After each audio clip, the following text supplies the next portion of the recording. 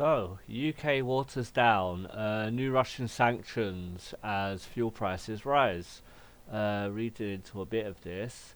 Plans to impose a ban on UK imports of diesel and jet fuel made from Russian oil in third countries have been watered down amid concerns over supplies and price rises. The government will now phase in some new sanctions over the coming months due to the effective blockade of the key Strait of Hormuz waterway since the start of the U.S.-Israel war with Iran. Foreign Office denied the shift in policy could be described as a weaver on sanctions, aimed at hurting Russia's economy, but admitted extra flexibilities were required. Vladislav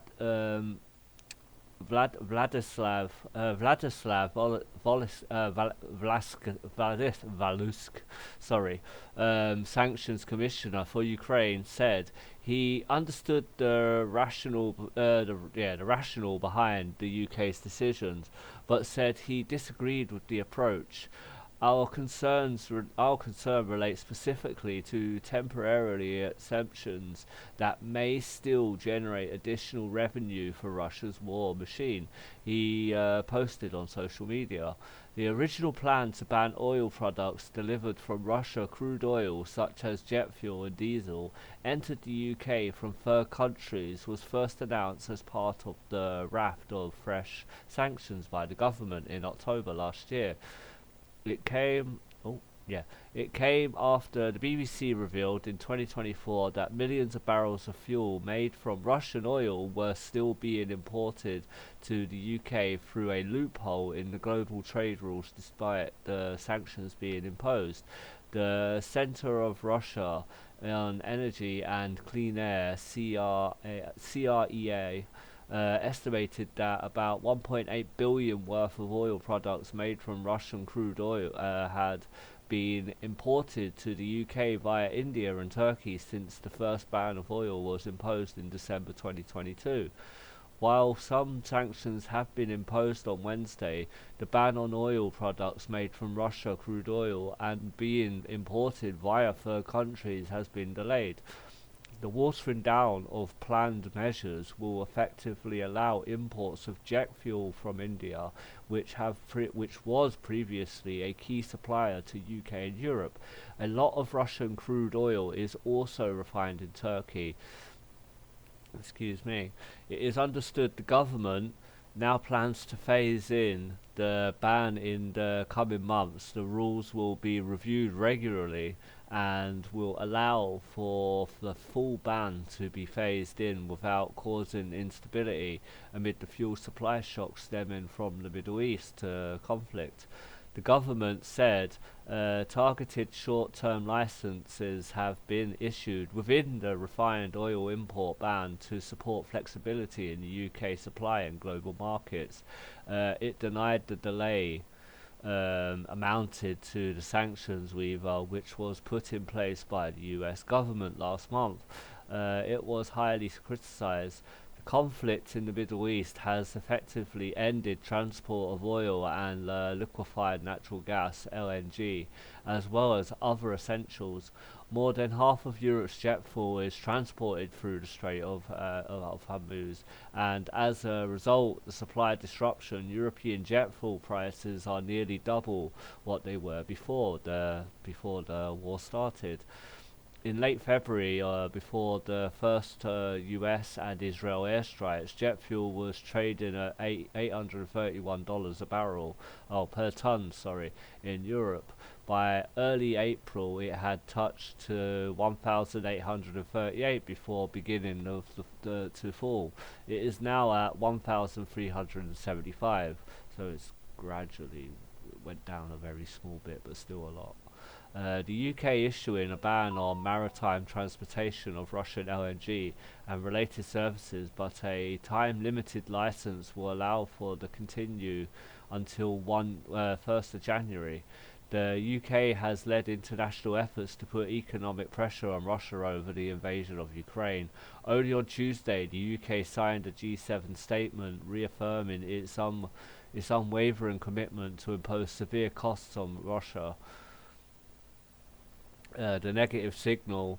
Robin Mills, chief executive of Dubai-based energy constituency Kamar Energy, said such changes sent a negative signal that sanctions on Russia are potentially weaker because of the crisis in the Gulf, and added it would unlikely lead to lower fuel prices. This measures looks unnecessary, and it's not going to bring down prices, but it's also not going to attack the shortage that probably wasn't going to happen anyway, he said. This week, Ryanair chief executive Michael O'Leary said that the risk of fuel shortage was almost zero. However, other airlines have cancelled flights in response to the surge in fuel costs. Treasury Minister Dan Tomlinson said in the small and Pacific and time limited change was being made to protect the security of supply for really important fundamental goods in our economy, such as jet fuel. While the government remained steadfast in its commitment to supporting the Ukraine, he said it had to make the right, sensible decisions when it came to oil and product required for the UK. Conservative leader Kemi Badenoch also criticised the move, saying that after 18 months of standing up to Putin, the government had quietly issued a license allowing imports of Russian oil to, refined in third countries. She pointed out that on Tuesday, Labour MPs had voted against issuing new UK oil and gas licenses, but now the country was importing from Russia instead of drilling in the North Sea. Labour chair of the Foreign Affairs Select Committee, Dame Emily Thornberry, said she opposed the government's decision. Excuse me. We're talking about our allies in Ukraine who have been fighting a war bravely against Russia for years and years with our support, and they have looked to Britain as one of their most important allies, and they don't understand, she said. Earlier this week, the US extended similar waiver, first introduced in March, which loosened sanctions preventing other countries buying Russian oil and petroleum already loaded on vessels at sea. The policy had been criticized by many US and UK allies who say it helps the government of Russia, Vladimir Putin, and his invasion of Ukraine, which has been ongoing since 2022. French President Emmanuel Macron has said that the Strait of Hormuz shutdown in no way justified lifting the sanctions of Russia, while Ukraine's President Volodymyr Zelensky has said every dollar paid for Russian oil is money for the war. UK government spokesperson said it had introduced a new wave of tighter restrictions on Russia, including further export and import bans against Russia. Our support for Ukraine is unwavering. These additional sanctions will further restrict Russian revenue and degrade its ability to wage Putin's illegal war in Ukraine. Yeah, I get why the UK are doing it. But yeah, I think, yeah, no, I do. I mean, at first I was like, yeah, no, he's doing the right thing, but no, but now when I'm looking at it, thinking about it, yeah, you are actually just helping Putin out more now, and there are other options potentially. So yeah, I think Keir Starmer might have to rethink this strategy. I do agree. I do agree. Okay, well, I'll leave it there anyway. Oh wait, hang on a minute. No, there is more I can read on actually. Yes, let's read this that I looked up as well. I forgot. Right, so it says, yes, Britain has continually expanded its sanctions against Russia over the past 2 years, but UK government has reversed course by easing Pacific oil and gas restrictions. The policy shifts is aimed at protecting British consumers from a major cost of living squeeze following the closure of the Strait of Hormuz during the conflict in the Middle East. The recent sanction loosenings is refined fuel waiver, UK trade licenses, permits and import for diesel and jet fuel made from Russia, crude oil provided it was processed in a third country like India or Turkey. LNG transport licenses. The government issued a temporary general license allowing for maritime transport and delivery of liquefied natural gas (LNG) from Russians' Sakhalin 2 and Yamal LNG terminals. Economic justification. Treasury Minister clarified that these are time-limited measures designed to mitigate soaring global fuel prices and potential jet fuel shortages. Prior escalations. Before this pivot, the UK systematically expanded its restrictions under the UK sanctions list. May 2026 packages. UK hit 85 individuals and entities over child deportations and propaganda. It also sanctioned 35 entities targeting drone supply chains. February 2026 package was marked the largest package since the invasion. It added nearly 300 new sanctions, focusing heavily on Russia's shadow fleet of oil tankers and energy revenue.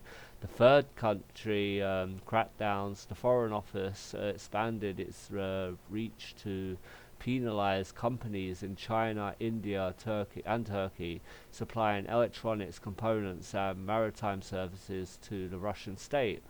The financial context. The ongoing restrictions have significantly reduced bilateral trade volumes as of mid-2026. The official UK-Russia trade profile highlights that total trade collapsed to roughly 1.7 billion annually, a stark drop from the 13.3 billion recommended before the 2022 invasion. Over 28.7 billion in Russian-linked assets remain frozen inside British jurisdictions. The visual below tracks the rate trend for the British pound GDP against the Russian ruble RUB amidst these fluctuation policies. So that's what it's looking like at the moment. And so now I'll leave it there anyway, and I'll let you digest all that anyway. But thank you. If you enjoyed the video, hit that like and subscribe. Until next time, take care. Bye.